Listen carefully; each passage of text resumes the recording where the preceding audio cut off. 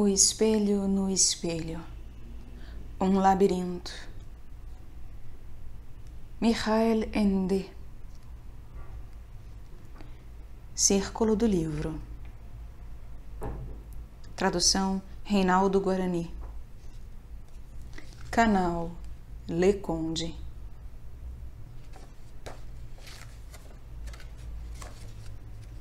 Segundo conto. O filho sonhara com asas sob a sábia instrução de seu pai e mestre. Ele as formara no decorrer de muitos anos, pena por pena, músculo por músculo, articulação por articulação, nas longas horas do trabalho do sonho, até que elas foram assumindo cada vez mais sua forma. Ele fizera com que elas brotassem no lugar correto, em suas omoplatas. Foi muito difícil para ele distinguir em sonho as próprias costas de maneira exata. E pouco a pouco aprendera a movê-las convenientemente. Sua paciência passara por uma dura prova ao continuar com o exercício até que, após infinitas tentativas mal sucedidas, ele estivesse em condições de, pela primeira vez, erguer-se no ar durante um curto lapso de tempo. Graças à cega amizade e ao rigor com que seu pai o conduziu, ele acabou ganhando confiança em sua obra. Com o decorrer do tempo, ele se acostumou tanto às suas asas que passou a vivenciá-las como parte de seu próprio corpo, de tal modo que chegava a sentir dor ou bem-estar nelas. Por fim, acabou por apagar da lembrança os anos que passara sem asas. Era como se elas houvessem nascido com ele, como seus olhos ou suas mãos. Ele estava pronto.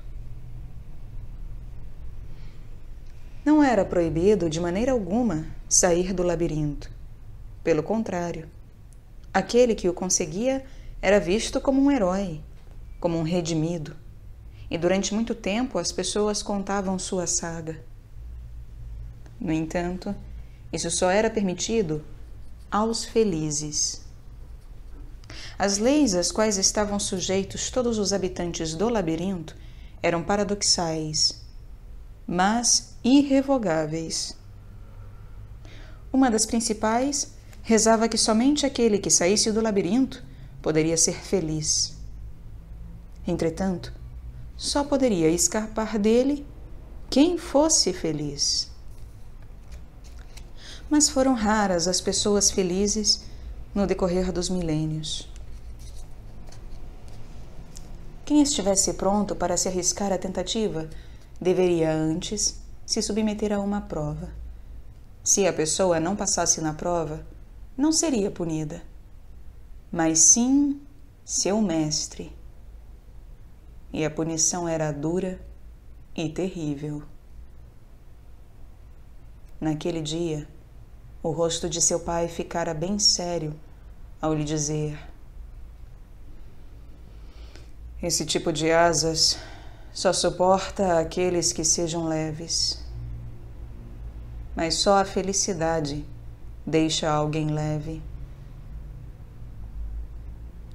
Depois contemplou o filho durante um longo tempo, com um olhar interrogador, e finalmente perguntou: você é feliz? Sim, pai, sou feliz, fora sua resposta. Ah, se assim fosse, então não haveria perigo algum. Ele era tão feliz que achava que poderia flutuar mesmo sem asas. Ele estava amando. Ele amava com todo o fervor de seu coração de jovem. Amava com abandono e sem qualquer sombra de dúvida. e sabia que seu amor seria correspondido igual e incondicionalmente. Sabia que a amada estava esperando por ele, que no fim do dia, após passar na prova, iria encontrá-la em seu quarto azul celeste, quando ela se aninharia em seus braços, leve como um raio de lua, e eles se ergueriam sobre a cidade nesse abraço infinito e deixariam seus muros para trás, como se fossem um brinquedo para o qual já estivessem crescidos demais. Voariam sobre outras cidades, sobre outros bosques e desertos, montanhas e mares, cada vez para mais longe, até as fronteiras do mundo. Sobre o corpo nu, ele nada portava além de uma rede de pescador, a qual se arrastava como uma longa cauda pelas ruas e vielas, corredores e quartos. Era assim que ele queria o cerimonial nessa última e decisiva prova. Ele tinha certeza de que iria cumprir a tarefa que lhe fosse apresentada, apesar de não a conhecer. Ele sabia apenas que tal tarefa sempre correspondia por completo à particularidade do examinando. Assim, nenhuma prova se assemelhava à de outra pessoa. Podia-se dizer que a tarefa consistia em adivinhar, com base no verdadeiro autoconhecimento, no que consistia a própria tarefa. A única disposição rigorosa que ele deveria seguir dizia que, em nenhuma circunstância, durante o curso da prova, portanto, até o pôr do sol, ele teria permissão para entrar no quarto azul celeste da amada. Caso contrário, seria imediatamente desclassificado. Ele sorriu em seu íntimo da severidade quase colérica com que seu venerando e bondoso pai lhe comunicara essa disposição. Ele não estava sentindo a mínima tentação de transgredi-la. Isso não representava nenhum perigo para ele. Nesse ponto, estava despreocupado. No fundo, ele jamais pudera compreender todas essas histórias, nas quais uma pessoa se sentia terrivelmente impelida a violar uma disposição desse tipo. Em sua marcha, através das desconcertantes ruas e prédios da cidade labirinto, várias vezes já havia passado por aquele edifício em forma de torre, em cujo andar superior, próximo do telhado, morava a amada. E por 2 vezes chegara diante da porta dela, na qual estava o número 401.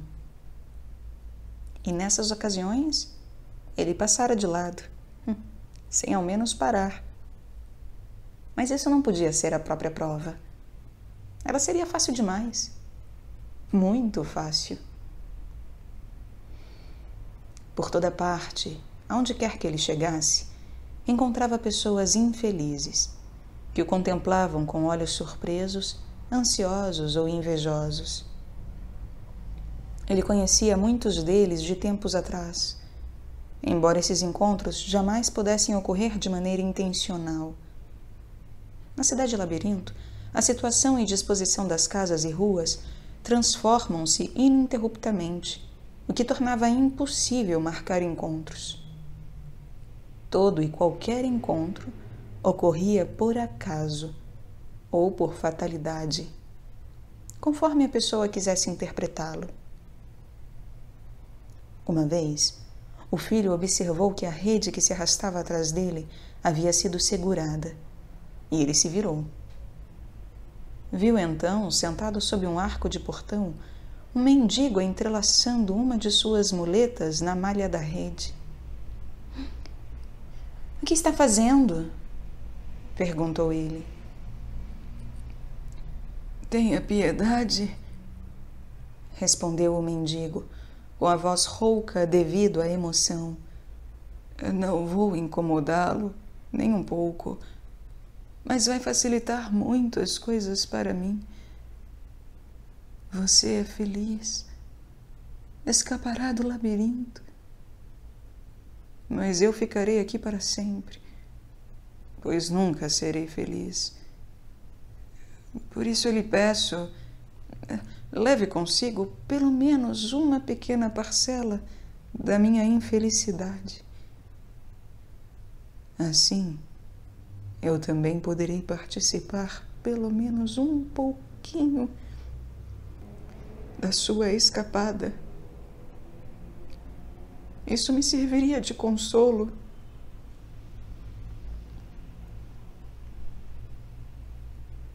As pessoas felizes raramente são impiedosas. Pelo contrário, geralmente tendem à compaixão e querem que os outros participem de sua fortuna. Está bem, disse o filho. Fico contente por poder fazer-lhe um favor com tão pouco. Já na esquina seguinte, ele encontrou uma aflita mãe vestida de farrapos e com 3 filhos semifamintos. Certamente você não nos recusará o que já concedeu para aquele lá, disse ela cheia de ódio, e entrelaçou na rede uma pequena cruz de ferro retirada de um túmulo.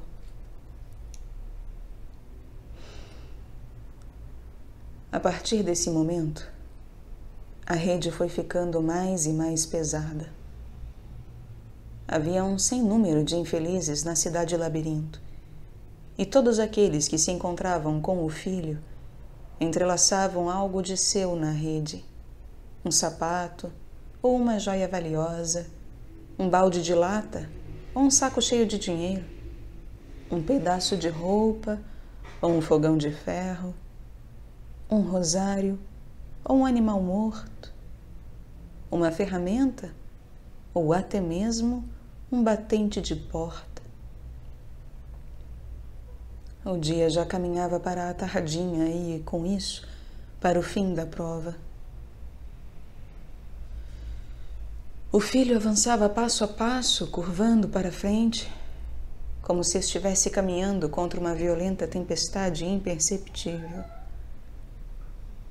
Seu rosto estava coberto de suor, mas ainda assim, cheio de esperança, pois agora ele achava ter compreendido em que consistia sua tarefa e, apesar de tudo, sentia-se forte o bastante para cumpri-la até o fim. Caiu então o crepúsculo e, mesmo assim, não chegava ninguém para lhe dizer que bastava. Sem saber como, carregando aquele fardo infinito que arrastava atrás de si, ele chegou ao terraço daquela casa em forma de torre, em cujo quarto azul celeste se encontrava sua amada.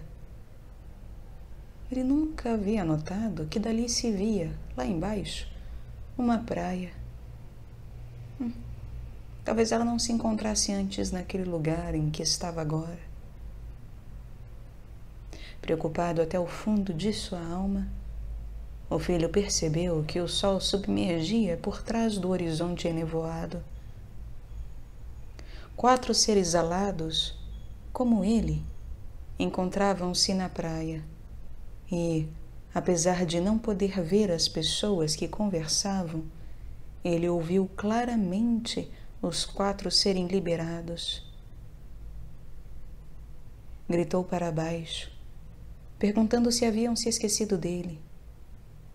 Mas ninguém lhe prestou atenção. Ele remexeu a rede com mãos trêmulas, mas não conseguiu livrar-se dela. Gritou repetidas vezes, agora chamando seu pai, pedindo que viesse ajudá-lo. E, enquanto gritava, curvou-se tanto quanto pôde sobre o peitoril. Na última luz do dia que se apagava, viu sua amada lá embaixo, sendo levada para fora da porta, envolta em um véu negro. Nesse momento, apareceu um coche puxado por 2 alazões, com um teto que era um único retrato grande. O rosto de seu pai cheio de tristeza e desespero.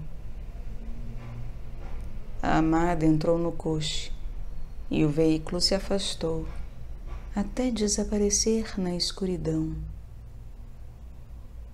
Nesse momento, o filho compreendeu que sua prova havia consistido em ser desobediente e que ele não havia realizado tal tarefa.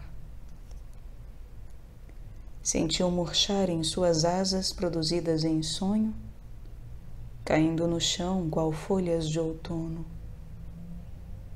e percebeu que nunca mais iria voar e que nunca mais poderia ser feliz de novo e que, por mais que durasse sua vida, ele continuaria no labirinto, pois agora era parte dele.